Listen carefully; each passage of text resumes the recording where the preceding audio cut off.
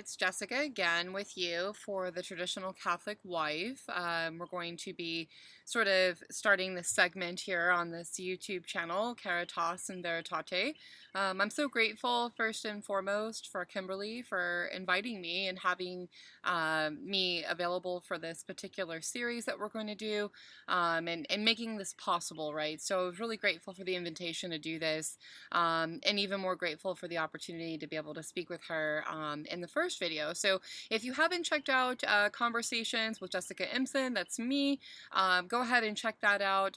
This particular video is going to be kind of a continuation of some of the things that we've already discussed and that we kind of already touched on in that video. I just wanted to add some more depth and a little bit more explanation on some of those topics before we sort of switch gears and move on to the next one. So if you haven't already, hit the like button, hit the share button, and if you're not a subscriber, go ahead and subscribe, Caritas in Veritate. We would love to have you.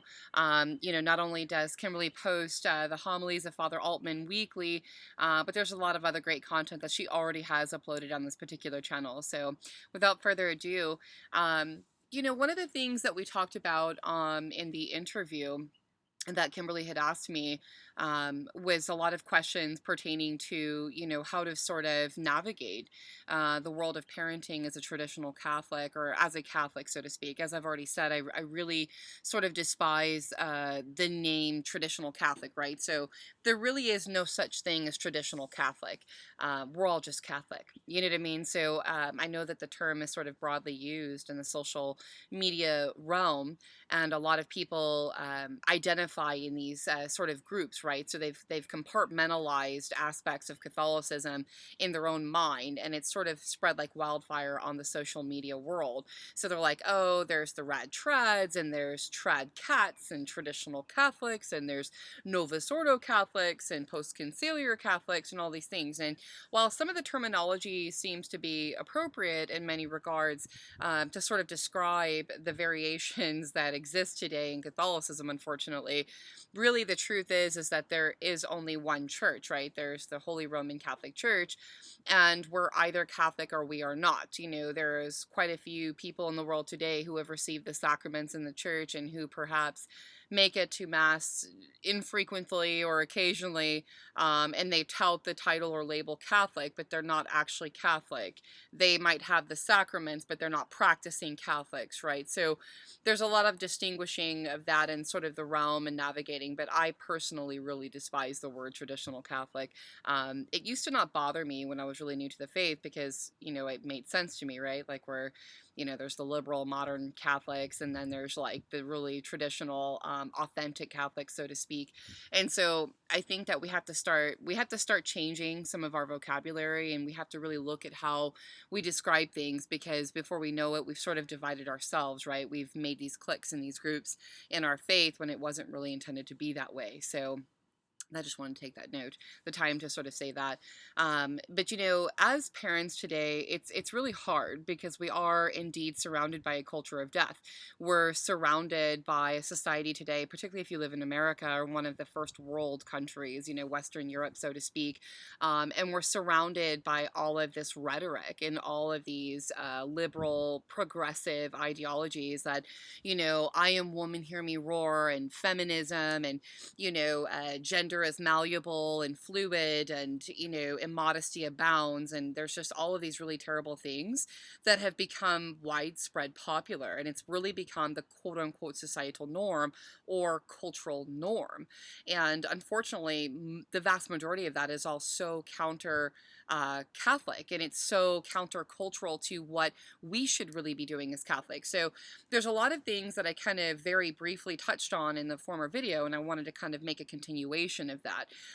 One of the things that I talked about, Kimberly shared the unfortunate story of another Catholic woman who is very devout and a wonderful woman, and unfortunately her daughter despite the fact that she had homeschooled, despite the fact that she had made all of these genuine, pious, and good efforts to really raise a strong Catholic young woman, her daughter nonetheless has fallen pregnant recently at just the age of 16. So, first of all, I want to say my heart goes out to you, whomever you are, and mothers just like you, who have really worked so hard to raise good, holy, Catholic children in today's world. That is such a difficult thing. I can't even begin to imagine what you're going through emotionally, mentally, spiritually. So I really want to say, just how, sympathetic I am to your situation. I've seen a lot of people in my own life, unfortunately, who have made similar decisions for themselves.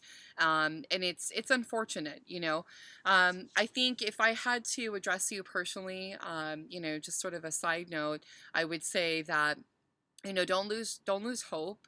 Keep her in your prayers. Hopefully you're able to still have a relationship with her, and hopefully you're still able to encourage her to go to confession first and foremost.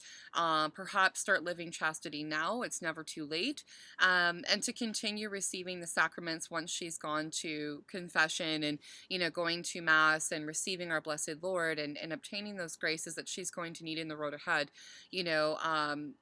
Thanks be to God that you are in her life, because you could really utilize this unfortunate circumstance, these bad decisions that she's made, and you could actually help her, if done correctly, sort of morph these things in for her own spiritual growth. So this situation that was unfortunate and was conceived out of sin could potentially become a very beautiful thing that will help her advance in her spiritual journey, if done correctly, right? So encourage her to continue going to mass, encourage her to stay with the church, encourage her to keep her child, to have her baby, and to move forward. We can't really, a good old priest used to tell me, one of my first Catholic priests that I had the pleasure of becoming close to, he was talking about something different in respect to tradition. He used to say you really can't put the toothpaste back in the tube.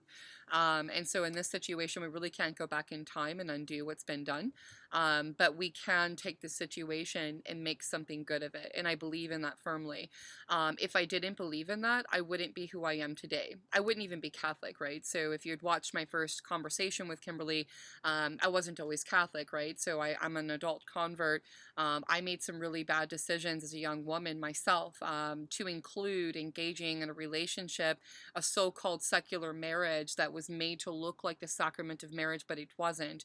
I made some terrible decisions, and I've paid heavy prices for those decisions. So, thanks be to God, I was led, and my paths have all led me into the Catholic Church, and now I'm able to go back in time, mentally, and really see the error of my ways.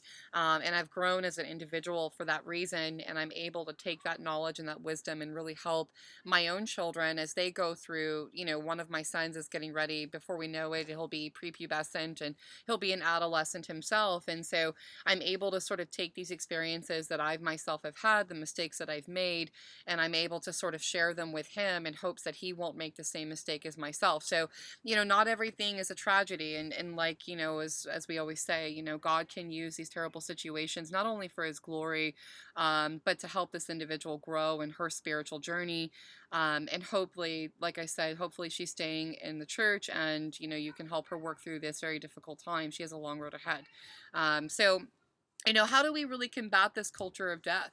Our children today are surrounded with a number of temptations. They're surrounded with temptations towards, illicit drugs, to alcohol, to pornography, to issues of chastity, issues of, all sorts of things in their culture. And, where do we begin really as Catholic parents? Because as I said in my first video, there's a really broad spectrum of Catholicism today, unfortunately, and some parents are, living a more modern life, and they're not really living out the sacraments very well, and that kind of shows and manifests itself in the home. Then you have other families who are authentically Catholic, and they are living out the sacraments fully the best way that they know how, and they're homeschooling, and they're trying to figure out, like, how are they going to navigate these times and send their children off into a world that's full of culture of death, and these children still stay true to their faith. So, what do you do? I've had to think about these questions a lot more recently because, like I said, my oldest son is 11, and before we know it, he's going to be a young man, and he's going to have to enter into the world and sort of remain true to his faith amidst all this counter Catholic culture that we live amongst today, regardless of where you are in the world. And so one of the things that I've thought about with him, as I've touched on in the first video, is really teaching my son and utilizing all of these different circumstances in society today and using some of these examples as more like reiterating what our faith is and using them as teaching points to teach the sacraments, to sort of explain in a practical sense how to apply these things. So, for example, we can teach our children all day long about chastity and purity, but if we never give them any real life practical sort of examples to draw from, either explicitly verbally as we're teaching or that they're seeing with their own eyes and their journeys throughout their lives, they don't really have a point of reference. So this information isn't really conditioned very well, psychologically into the mind. So obviously I haven't had the talk, so to speak, with my 11-year-old as of yet. I still feel that he's very young, and for him, he's very immature in that way. He's not ready for that particular type of conversation. But I started several years ago talking to him about the dignity and the sacredness of our bodies, right? Modesty, so to speak, and how we display ourselves, how we behave, how we look upon other women, because I obviously am a boy mom. I don't have any daughters yet, but hopefully will, God willing. So when I look at my son, particularly when I'm getting ready to teach him anything in his catechesis or in other areas for school, I'm thinking to myself, obviously I pray that, a lot of my sons will become priests one day. They'll have that, call, that vocation towards the priesthood.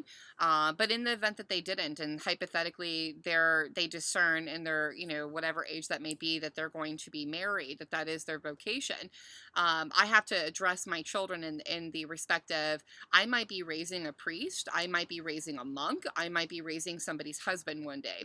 So irrespective of what vocation my sons end up in, I need to help them understand themselves as men in relationship to the world, i.e. women in particularly, right? So whether they're a priest or whether they're going to be somebody's husband or whether they're going to be a monk or, in some other form, I have to look at my sons in the way that I need them to understand and learn the respect and the dignity of a woman. And I think that that's very important in today's society. We put, not on the feminist side by any stretch of the capacity, but we tend to look at our young girls very heavily, and really encourage chastity, purity, modesty, etc. But we often forget, and I've seen in some couples, particularly the modern ones, who, ironically, the modern ones who tend to believe in feminism and all equality and all these things, they're not teaching their young boys these things. They're not teaching their young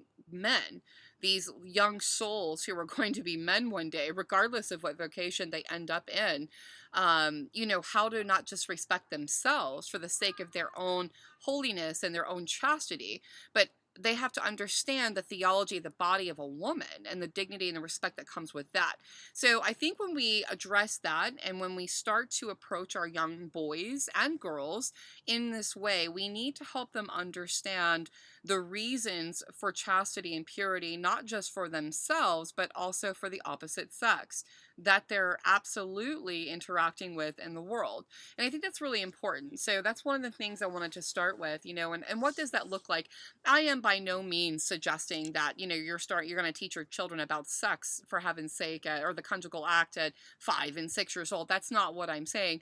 What I'm saying is that there's these little subtle teachings that you can provide to your child, whether you have sons or daughters or both, at a very early age, the theology of the body. You can break this down in childlike terms as they grow older, so that when it does come time to have that talk, not just about pubescent changes, whether a male or female child that you're raising, but also from the theological aspect of the child's mind, right? So, with Cody, he doesn't necessarily know, for example, what the conjugal act is. I haven't had that talk. My husband and I haven't talked to him about that as of yet. But we've certainly talked to him about what is appropriate touch, what isn't appropriate touch, why is his private areas private, why is modesty in dress, not just for himself as a young man, but women important, not only in regards to the Ten Commandments, but also the teachings of the church, the sacraments, the reverence, our devotion, not just to our blessed Lord, but our blessed Mother Mary. So there's all these conversations that we're constantly having in my home, my husband and I both, about those things, and so, for example, if we're happen to be out in public, say we're on a field trip. I homeschool, so we take field trips, infrequently right now because of all the closures and shutdowns and whatnot, but I pray that it's going to be more frequent than it is now. But when we go out in public and we see individuals that are clearly not Catholic, whatever their state of life may be, and for example, women who may be dressed very immodestly, they're wearing very, very tiny little shorts, and they've got their business hanging out, and they're very immodest in their comportment and their demeanor and their physical actual dress. If I catch my son, for example, looking over there, I'll say something. I'll not only correct him, if I feel like he's looking in that sort of way, which so far it doesn't seem that he is. It seems like more or less like he's confused because, we obviously don't get out very much, and we tend to frequent with other Catholic families. So when we do go out into places and he sees a lot of immodesty, he looks a bit confused, like he doesn't actually understand what's going on. And so I'll utilize those moments as teaching points. I'll ask him, number one, is it appropriate for a young man to gaze upon a woman who's immodestly dressed like that for any given period of time? So I'll teach him the looking, chastity of the eyes, so to speak. And then we'll move into the conversation about the importance of the dignity of the human body as a woman, as a man. We'll talk about purity. We'll talk about, the 6th, 9th, and 10th commandments. We'll talk about why modesty in dress is important. We'll talk about the modesty and the grace of our Blessed Virgin Mary. We'll talk about, some of the church fathers and what they had to say about that. In particular, Pope Gregory the 16th, Pope Leo the 13th, Pope Pius the 11th, Pope Pius the 12th. These are all church fathers who had a lot to say about these things, because a lot of these popes had to deal and contend with some level of modernistic heresies that were infiltrating the world at that time. Heresy not being something I've declared, but something that they themselves had declared or wrote about in some of their encyclical or other documents that you can actually look up yourself. So these are all moments of teaching. I don't deliberately prevent my child, obviously, from ever seeing that. That would be impossible to do. I think we would be very naive and ignorant to think that no matter how much we homeschool, or, if literally, because if you think about my life in particular, we pretty much stay home, right? Like if you can see in the background, I have chickens going on. I've just put down all my berries, my tomatoes. I'm planting squash, cucumber. I'll go to the local butcher shop a lot. And I do go to the supermarket and other stores like that for some of my groceries, but we pretty much stay home. And most of what we do during the week, the movements that we have during the week, is for daily mass or something at the church. So, we're not really going out a whole lot either, but I would be naive to think that I would be able to somehow shelter my children from ever seeing a woman, for example, who's immodestly dressed. That happens at Mass.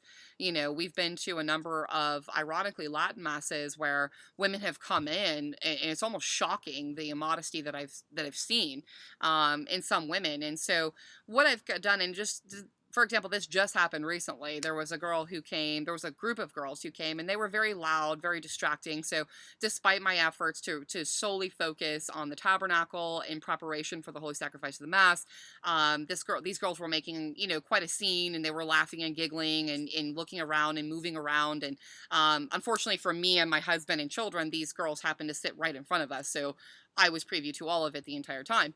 And these women were just horrifically immodestly dressed, right? I mean, it was almost scandalous. So much so that my husband almost never notices anything in the parish when we get ready for Mass and during the Mass, because he's so focused on the Mass, as he should be, and as I should be. But, he actually even noticed. He was so uncomfortable. He's like, "Do you want to move? Should we move?" And we stayed right there and we continued to pray. And I recentered our focus back on the Mass, and we thought nothing else of it. But, after Mass, I was reflecting on sort of everything, and I made it a teaching point for my son. And so, I just asked him, did you happen, when we first came in, to notice these girls? I first asked him that question, and he said yes. He said that their giggling and their loudness had obviously distracted him. And he's a child that suffers heavily from an attention deficit disorder, right? And I've made the decision as a mother not to medicate him for that reason. We do a lot of other natural, holistic sort of remedy for him, and it's been very efficacious. But he does still have a hard time focusing occasionally. So, I just asked him, I just made it an example of saying, like, hey, we should really pray for them, and we should really pray that, they'll be gifted with the graces to be able to see why this level of immodesty is inappropriate, not just at the Mass, but in their daily life. And so I use it as a teaching point to help my son see that, for example, if he ends up discerning the vocation of marriage and he makes a decision that this is indeed his vocation to be a husband and a father one day, why is it important to look for such virtues in a potential wife? You're looking potentially at the future mother of your children, and you want that woman to possess great virtue. And the same thing for our daughters. We want our daughters to look upon a man who not only has incredible virtue and has that self-constraint and comportment and chastity and custody of the mind and the eyes, and doesn't have these peculiar or gross inclinations towards these vices. And so, these are all really important conversations to have. And I think we would be negligent if we just never have them. I've seen that in the social media realm, particularly when we get into, conversations of modesty and we start talking about, I've noticed the immodesty here or there. People will be very quick to say, oh, you shouldn't even be looking at that. And there is some truth to that if you're at Mass, but we can't be negligent either. We have to protect each other, and we have to really help each other. That is love and charity. And so I use, again, all of these moments as teaching opportunities for my son. For example, a woman who, and I just wrote about this in the modesty article that I posted to my women's page, a woman who is seriously and grossly immodest in her dress. And I quoted Father Ripperger up and down. So they're going to have to take these fights up with priests who've said this, and church fathers and doctors who've said this, not me. It's not my opinion. These are the teachings of the church and what actual church theologians, doctors have had to say about the subject. So, they're saying that these are individuals who are grossly negligent in the virtue of prudence and temperance. And so conversely, I'll ask my son, why then would you want to make a woman your wife if she is so grossly negligent or empty in that particular virtue? We're always constantly trying to grow. We pray that others grow, but there has to be a certain level of virtue that you're looking for in your prospective wife, if that is the vocation that you choose. And similarly, if we're raising sons who are going to be one day priests or, in the religious life, we want them to have enough modesty for themselves, but we want them to have that genuine foundational understanding of these principles for virtue, so that they themselves can not only teach this to their faithful one day, but so that they themselves will possess it. These are going to be very well-formed young men who are going to become, if they go into the religious life, going to potentially become priests who are not only chaste and holy and pure, but who are going to be able to help others with those virtues, right? So regardless of the vocation your children end up in, it is very important that you're teaching this to them very young. You yourselves, as husbands and wives, have to make the decision when, it's appropriate to teach your children in your, opinion and with guidance of a priest in the church. For example, teaching them about the conjugal act, for example. Again, my oldest is 11, and I haven't had that conversation. My husband and I have determined that he's not yet ready for that conversation, but he understands modesty. He understands the private areas on a female's body. He understands the private areas of his own body and why those things are, as a matter of dignity, as a matter of sanctity, as a matter of purity, having to be covered. They are private. They are not meant to be seen by anybody in the world, touched or shared. Um, and so then I'll switch over to the matter of safety. We would be negligent to say that we haven't had church scandal, that we haven't had priests abuse children, that we haven't had sexual abuse in the church, even from laity to laity, etc. And I want to really say something here because the topic just came up again on another friend's page. I think that this individual was defending some recent potentially false accusations against the Society of St. Pius X. But irrespective of what actually happened, because I'm not really familiar with all the details, it's very negligent and imprudent and almost sinful to suggest that somehow the Catholic Church is the only church that's guilty of sexual abuse of minor children or homosexual scandals.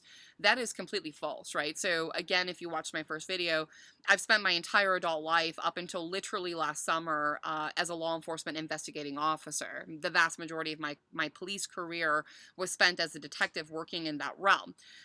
Child pornography, child exploitation, child abuse, both physical, sexual, and neglect, and other crimes against women and elderly and things of these nature. And I can tell you in my personal career, even having served on ICAC, Internet Crimes Against Children, which is a nationwide task force that's comprised of a multitude of different law enforcement agencies and organizations, I've never personally had to deal with a priest or the Catholic Church in any of my travels or in any of my cases, but I have had to deal with all the Protestant churches. I've had the Mormon Church has been scandalized, the Baptist churches have been scandalized, the Methodist churches, and you could go on forever. So this is not a Catholic Church problem. The concealing of sexual abuse or concealing of child scandals and things of that nature, this is a global problem. So let's be very precise here and let's be fair, because unfortunately a lot of good priests have had a really bad name given to them or a lot of unfortunate scandal placed directly upon them when they themselves have nothing to do with this. So this is a global problem.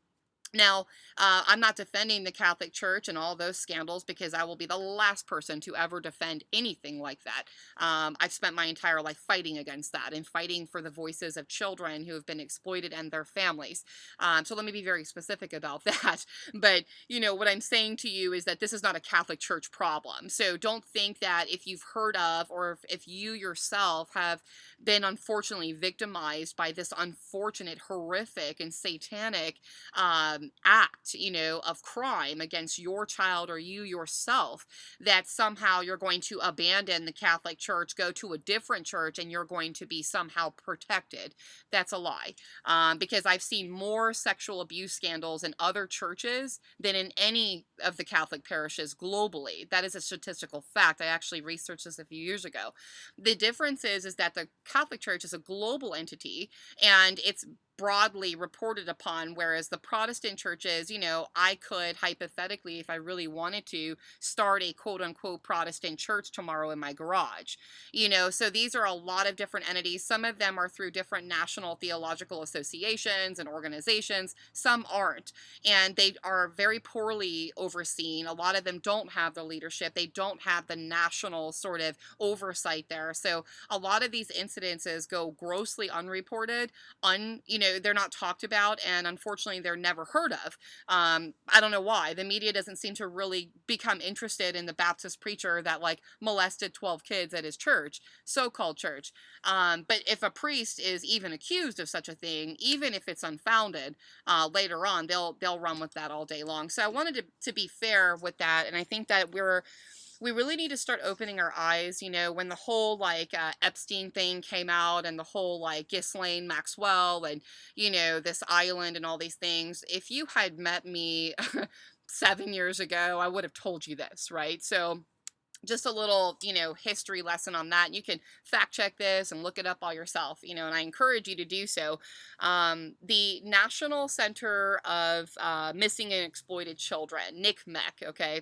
This is the National Center of Missing and Exploited Children, NCMEC. That is the abbreviated form of that. It's an American organization.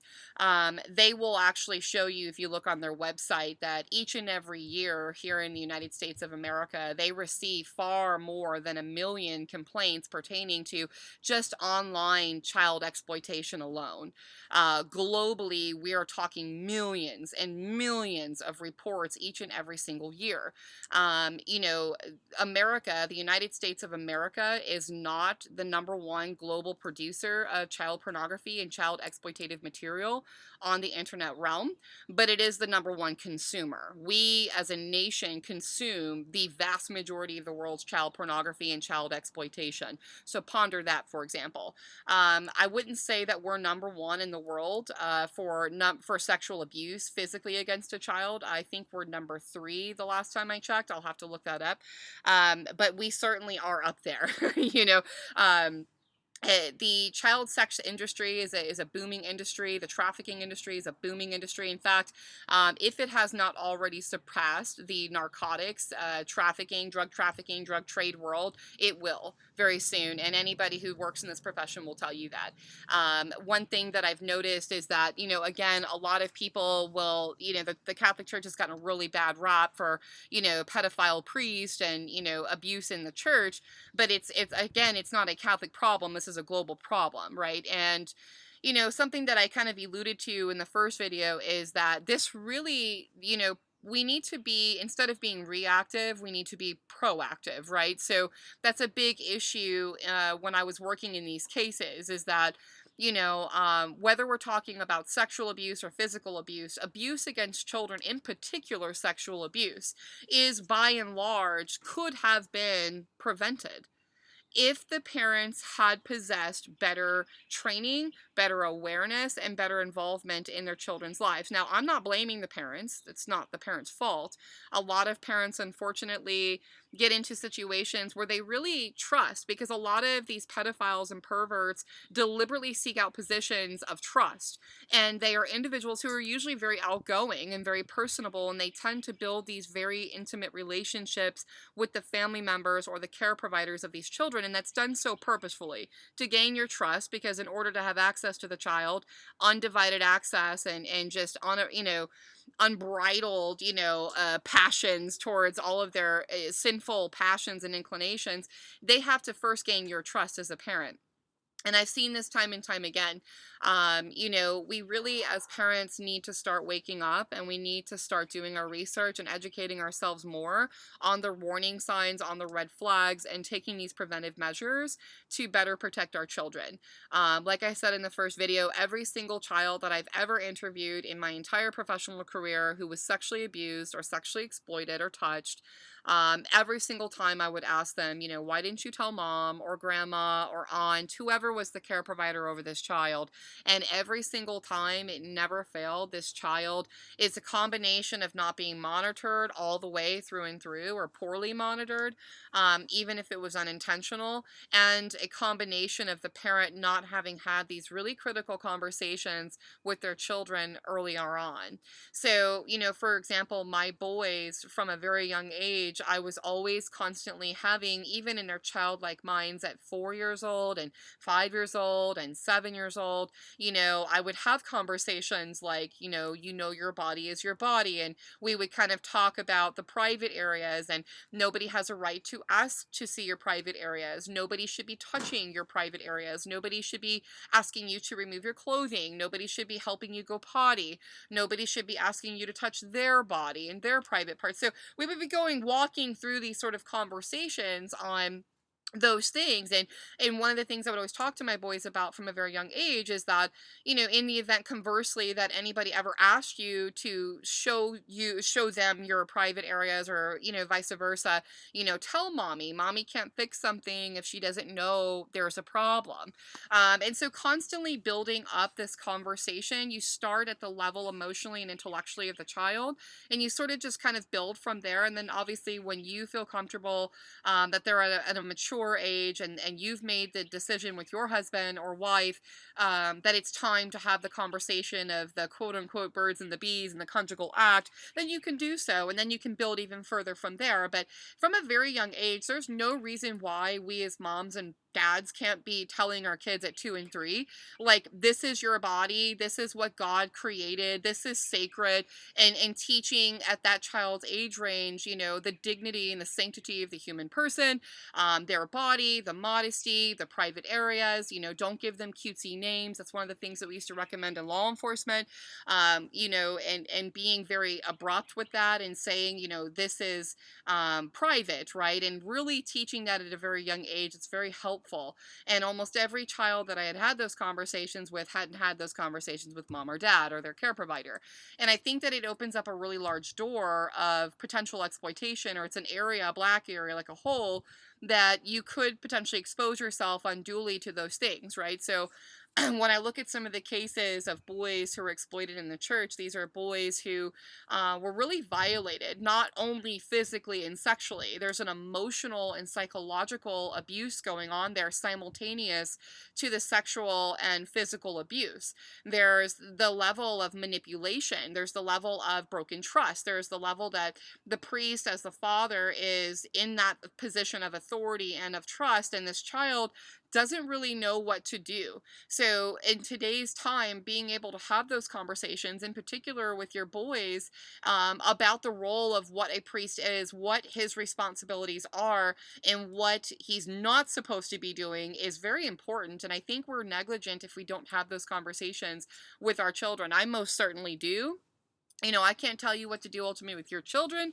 All I can tell you is from my experience professionally, I would never, ever, ever allow my sons to be unsupervised with a priest without first having had those conversations with them. And even then, so I'm already kind of a helicopter mom anyway. I'll just be honest with you. My sons don't really go a whole lot of places without me. But like my oldest son is starting to serve at the Latin Mass, and he's an altar server and he's learning that and getting some training. And um, and I think you have to be involved and you have to be aware. A lot of the children that are sexually abused in the Catholic Church are children, unfortunately, who are being abused in the schools. They're being abused in a lot of different situations and scenarios where mom and dad aren't actually there in a lot of these cases. Not all of the cases, but in a lot of the cases, they're not actually there. And they're not in the position to actually like monitor their children. And so having these conversations ahead of time is really, really important in my opinion. Okay. So switching over, talk to your kids constantly about what is right, in the area of purity, chastity, modesty, the human person, the sanctity of human life and the body and our dignity and all these things. These are all really important conversations to have. Our children, if they are not learning this information from you directly, they're going to learn it from the world.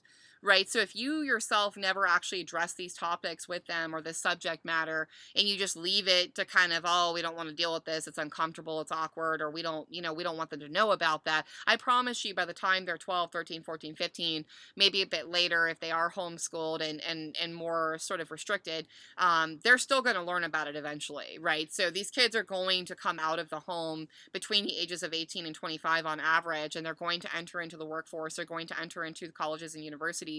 And they're going to meet people who are either not Catholic or very poorly Catholic, and rest assured they're going to be taught what these things are. So if you yourself have never had these conversations with them when your child's able to digest the information in a mature fashion and really sort of understand these concepts in light of their faith, then you're basically leaving the door open for the world to sort of form that child in that area and their opinion and their mindset. Because rest assured, even if you homeschool and you're traditional Catholic, if you identify as such, the world is going to tell your child when they come out of the home that they're weirdos or their parents are weirdos, and that that's not really cool, and that's not equality, and it just all these other like rhetoric that are going around. So you have to really from a very young age, as the child is growing, you're forming the child correctly, but you're teaching the proper catechesis to the child, and everything that you're teaching your child from a very young age, 2 and 3, until they leave your home, is a constant reiteration of the world in light of our faith through so looking at the world and its issues and societal norms and customs in light of the lens of the Catholic faith and what does the church say. So when you're constantly doing that, for that many of years, you're conditioning this child to not just understand you can't do that, but why we don't do that. Conversely, the error and the consequences if you choose to do that. And so that's really important conversations to have. Moving along, I took some notes because there was a few things in the video that I wanted to just bring up with you. So we were talking about, the family life, being a traditional wife, the difficulties of what that looks like in today's time. It is obviously certainly more difficult today to be a Catholic wife and living out your vocation in that traditional sense in light of today's, society. It's becoming more and more difficult every single day without question. One of the things that I've seen here is that, you know, you really as a husband and wife can't just be catechizing the child or sending them to Catholic school to be catechized, but you yourself not be living out the faith correctly, right? So we can't not be good Catholics and then expect our children to have a lot of virtue and to go off in the world having developed this purity, because it's not going to happen, right? So our children are sponges, and our children tend to absorb their environment and the characteristics of the family. So even in situations, now that I'm on the psychology side, even in situations like where myself, I was raised in certain circumstances with maybe not the best example of things, even though later on in my life I've been able to sort of kind of reverse course and go back to what was good and living out the sacraments of the church and becoming Catholic, I still, unfortunately, as a young adult, had developed a lot of dispositions and certain inclinations towards particular vices and sins as a result of that exposure, that conditioned behavioral pattern. And so it took me a lot of work to sort of work that out. And I'm still working on that, right? Like that's the whole journey of our spiritual life, and, continuously working out the spiritual impediments to holiness and our pursuit of heaven. It's a constant thing and a constant battle throughout our lives. But, people will make the argument, well, they grew up in a really bad home, but they became really good people. Well, that may be true, but that didn't mean it wasn't a process. And there isn't still particular inclinations or certain dispositions in the person's character or soul that leads them towards certain vices or sins as a result of that exposure. And that's an actual statistical fact. There's a very small percentage that's able to sort of come out of those really bad dysfunctional patterns or disordered homes and not have any issues, right? Emotionally, behaviorally, psychologically. Like that's very statistically rare. And I would argue, and I'm pretty sure that Father Ripperger has a video about this. Those are like, I don't want to put a percentage on it, but it's a very small percent if I had to guess, like he said. And these particular individuals have extraordinary graces, right? Which is just not the norm, as he said. So we have to be aware of that. So, we want to ourselves as mothers, as husbands and wives, be truly living out the sacraments of the church, be truly living out our faith in an authentic form, and constantly growing in holiness in our pursuit as husband and wife towards heaven, so that we can not only encourage our children to do the same, but we are demonstrating through our every single day life that the church and God is the center of all things. Everything we do is ordered towards that, and for our sanctification and for our own personal holiness as we move towards our pursuit of heaven. So, we're not going to ask our children, for example, to be modest in dress when mom herself is immodest. We're not asking our children to be chaste and pure and modest in speech when all we use is profane language and what I call potty language. There's just these different things. I highly recommend, for those of you watching who perhaps haven't really fully made the jump over to like Latin Mass, or maybe you have no intention to, maybe you really enjoy the Novus Ordo Mass and, that's your decision. I just highly recommend that you guys pray as a family, that you're praying the daily rosary as husband and wife with your children. I think that that's very, very powerful. And it produces a lot of graces, and it helps the family a lot, not just spiritually for the purposes of protection, but as an actual matter of spiritual growth. So this is really important. So I recommend the daily rosary as a family. If you're unable to do that for some reason, really strive to sort of of go through and figure out what those reasons are, right? So if you say like, oh, mom and dad are working and we got to go to work really early, well, maybe wake up a little earlier. Or perhaps you can identify a particular time frame where husband and wife will come home around the same time if both are working. Maybe you can do it then. Maybe husband and wife work and they're on opposite schedules, but maybe there's a way where if like husband's at work and mom's at home, maybe he could take a break at some point, like an actual 15-minute break at work or a lunch break, and you can sort of coordinate that in there, and you can do it via FaceTime. Just have dad available and do that. You just got to do the best you can. Try your best to do this as a family, and then if all else fails, mom or dad, take your kids and do it, even if the other parent is absent or maybe they're deliberately unwilling to do it. It's really important, and every little bit helps. And so I highly recommend that. Weekly mass attendance is imperative. I know some of you are in the world right now when you're not able to get to mass because your churches are still closed. I highly recommend at a minimum watching the mass live if you can, and making a spiritual communion, and all the more reason to be doing additional devotions and additional prayers and praying the daily rosary, especially if you're at home quarantined and you have no other recourse. You'll have an extra amount of time now, won't you? So, instead of watching an additional half hour of the news or, browsing on Facebook or Twitter or whatever it is you do, maybe you have an addiction to Netflix, or you like to watch a lot of movies, or there's a particular show on television or something you like, take that out and replace it with a devotion and prayer, so that's a huge recommendation for you. I want to say that one of the best things that I ever personally did as a wife, and this was really the recommendation of my husband, and we got this, no lie, not just through like sort of prayer, but we actually sort of got this from our good friends Mary and Colin. So I just want to give a little shout out to you guys if you're watching or will at some point watch this video.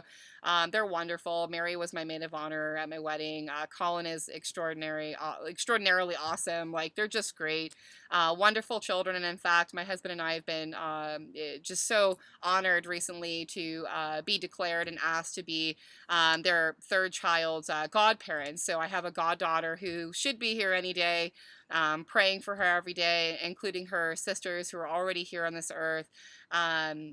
I know, I'm just so excited, but nonetheless, they don't have any TV in their home. They don't watch like any TV. And so like they have a TV that's like tucked away in a closet somewhere, and occasionally they'll whip that out and like watch a really good Catholic movie or something on there as a family, but that's like not their norm, right? And so that was one of the things, one of the only things left in my life that I had really had yet to like examine and purge, and now I've just done away with it. So we do still have TV. We have 2 TVs left in our home, whereas there used to be one in every room, and we aren't watching that during the week anymore. And so now what we're trying to do is only to watch the TV as a family, as a Catholic movie, and that's a very that's not the norm, right? So that's more or less sort of a treat, a very special treat. And so we've replaced that time with prayer. We've replaced it with board games. We've replaced it with devotions. We've replaced it with genuine family time, face-to-face discussions. My children don't have cell phones. They probably won't ever have one. There may come a time where I give my older son a phone that's capable of calling, but doesn't actually have the ability to access the internet or like messenger apps, like one of those really old school phones that you can literally basically just dial out of, and there is no other capability for anything else, music or videos or anything. It's not a smartphone.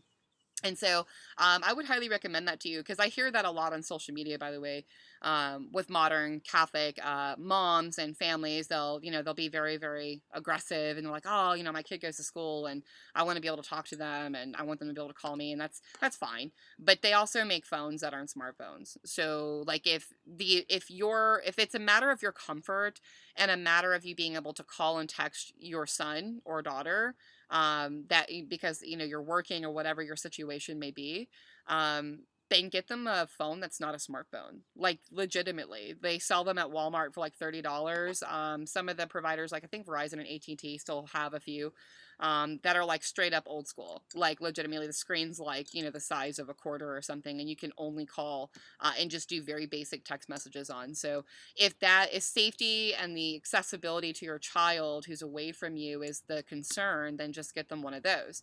Why do they need an iPhone or like an Android phone where they're like browsing browsing through YouTube or Facebook or Snapchat or TikTok. So I think I'm going to end up doing another video on that, because if I started telling you or sharing with you some of my professional experiences with adolescent children and younger children and cell phones and internet access and social media access, I think most of you will probably, if you're listening and you have those devices for your children, you'll probably end up smashing them. And I hope that you do.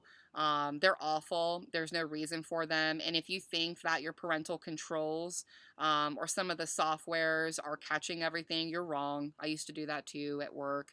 I know a lot about that, and you're wrong. It does capture a lot. Some of them are better than others, but they don't capture everything. And there's so many different ways to circumvent those security protocols that are put on phones that the devices themselves just can't have. And children are very intelligent, and I've seen that time and time again where they've successfully bypassed those protocols, and mom and dad had like no idea that what they were doing, you know. And so if we're looking at the matter of our young boys in particular, and girls who have particular inclinations and unfortunate sinful habits such as pornography and masturbation and issues of chastity and issues with other areas, you know, look to the phone. That's a huge part of it. So I've talked about the daily rosary. I've talked about weekly mass attendance, confession.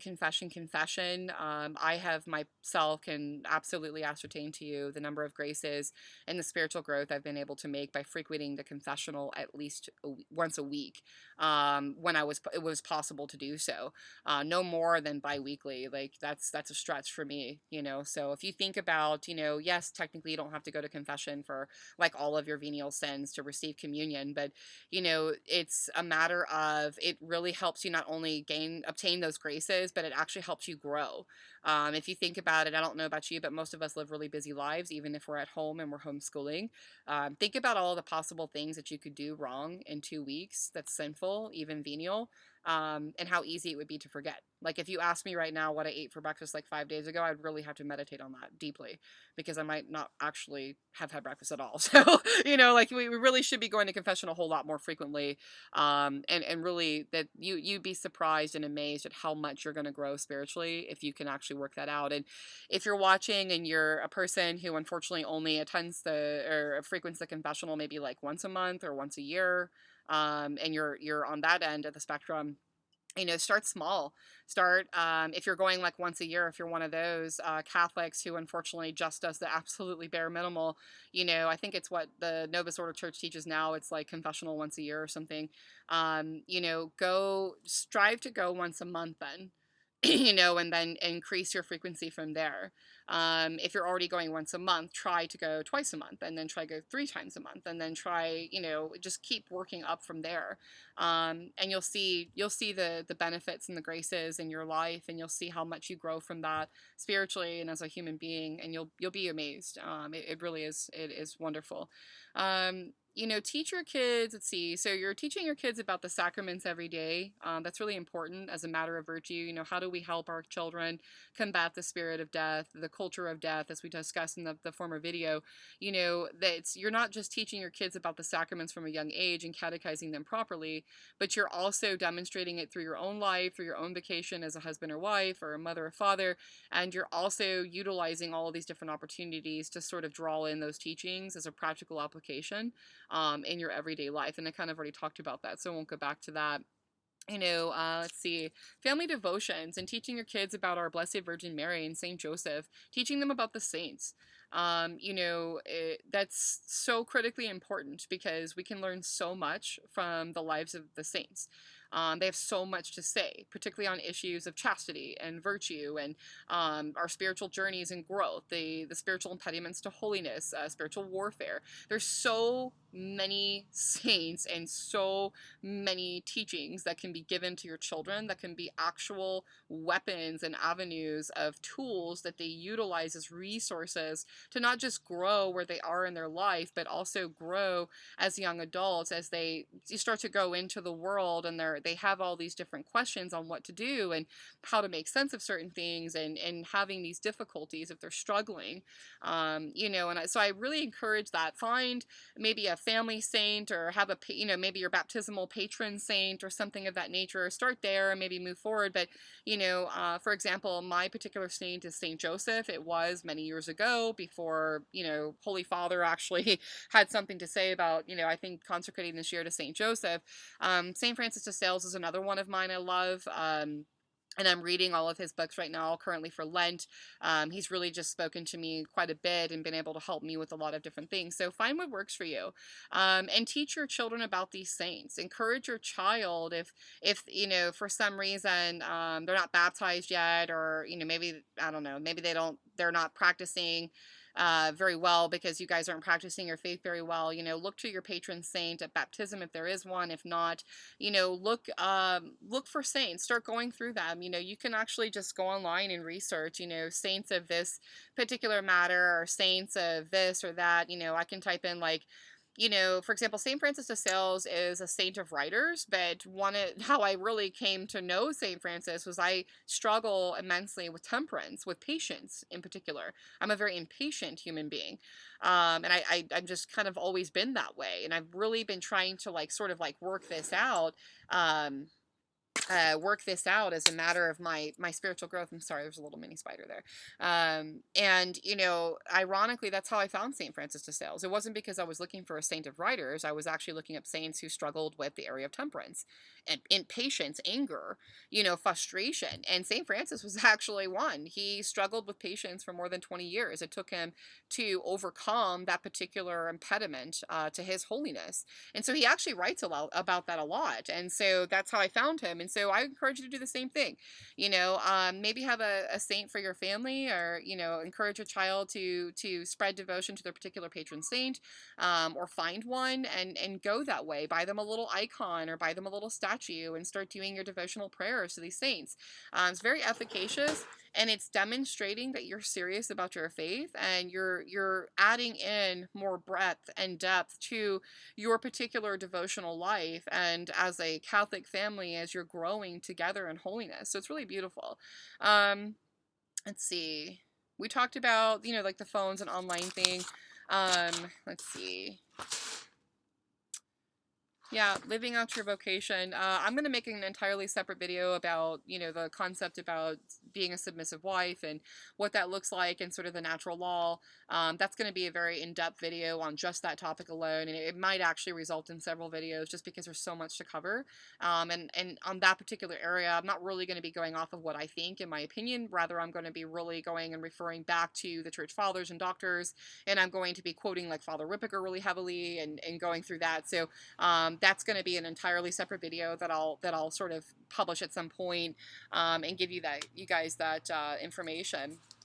Just to close out though, everything in your life as a mother, as a father, as a husband and wife, as you demonstrate this towards your children and you're raising them, you have to have the understanding that everything in our lives should be ordered towards Christ, the church, and our Blessed Virgin Mary. Everything. So as you start this journey together, I encourage you, strongly encourage you, to consider, if you haven't already done this, to take some time out of your day, even if you want to do it individually, quietly, as a mom or as a dad, and pray the rosary, and then give yourself about 15 to 20 minutes of silent contemplation.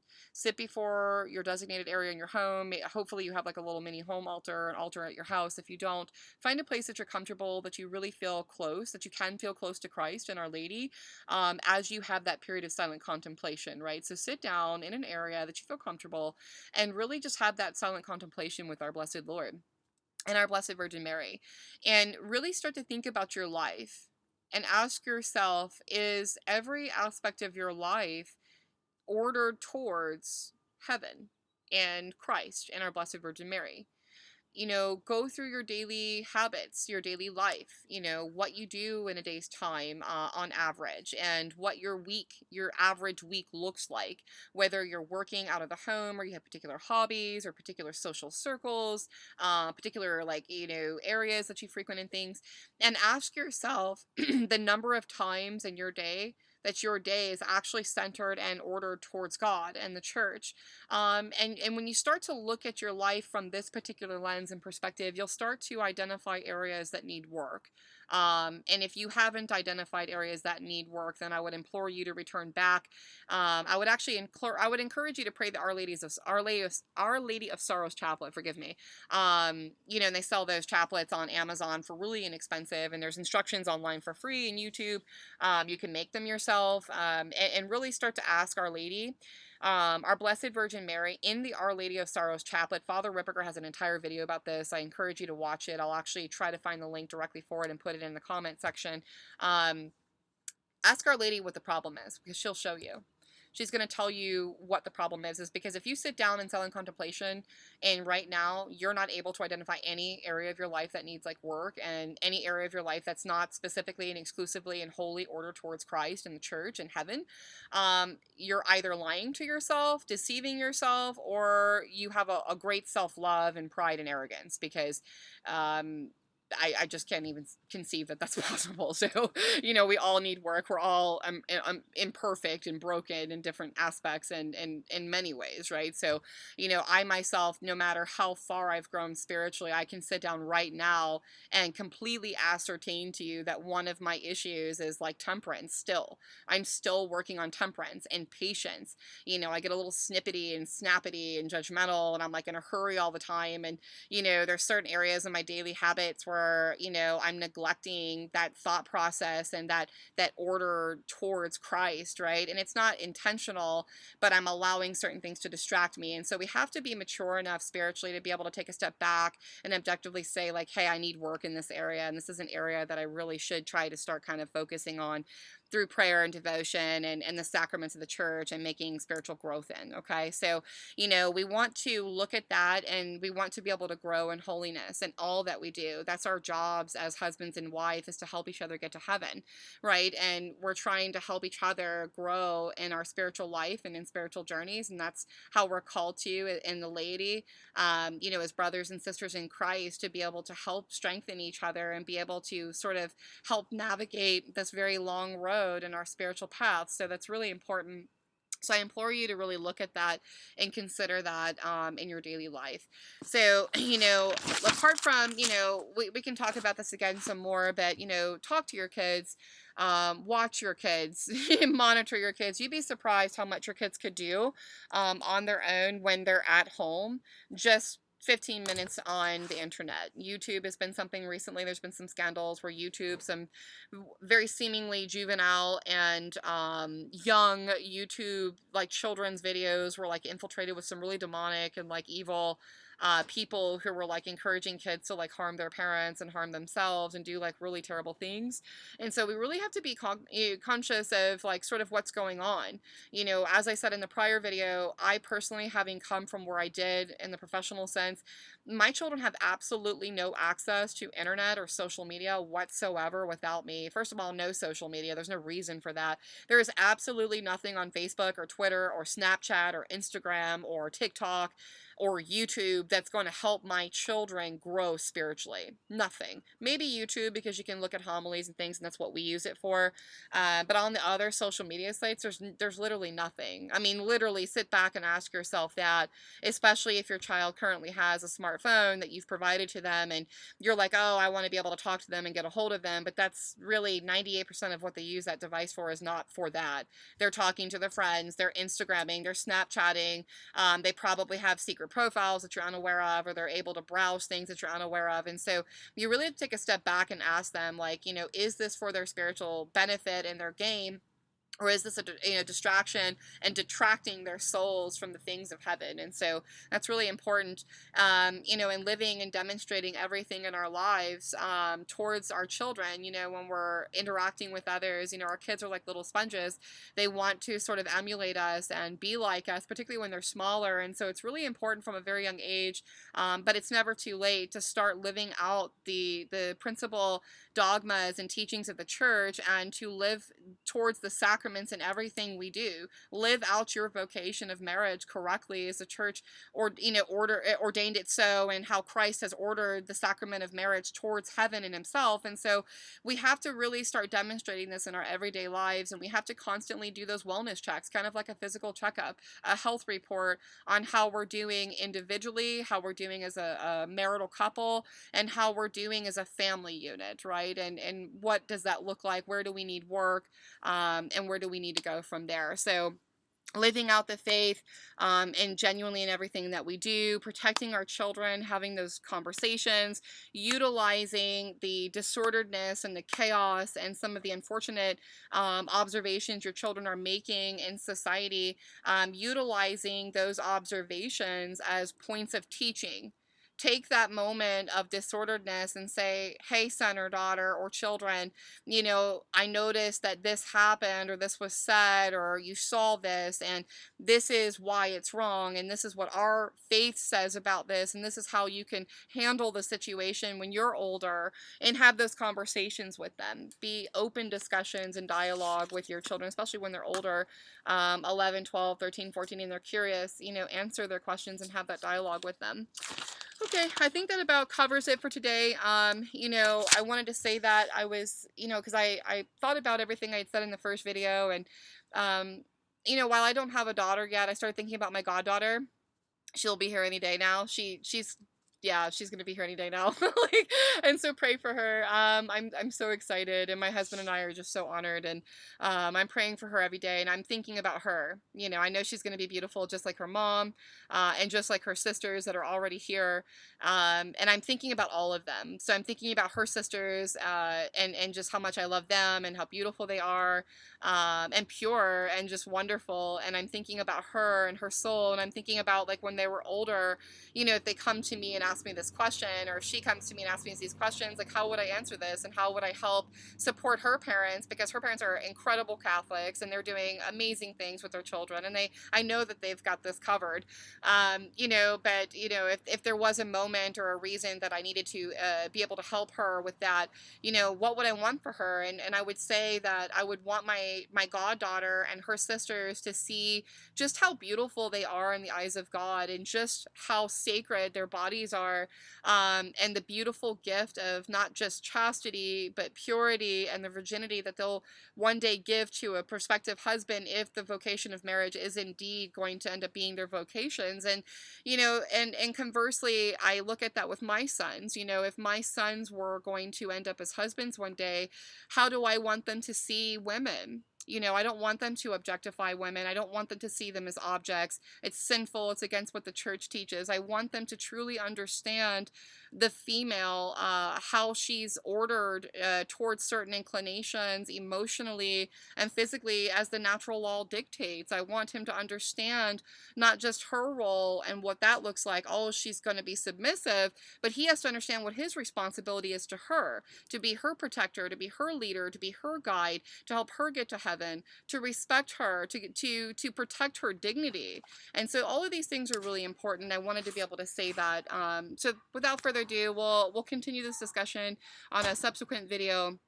And I just really want to be able to clarify that. So God bless every single one of you. I'm so thankful once again to be a part of this channel, and to be a part of this initiative, and to be able to have all these great talks with you. So I look forward to the future. Have a great day.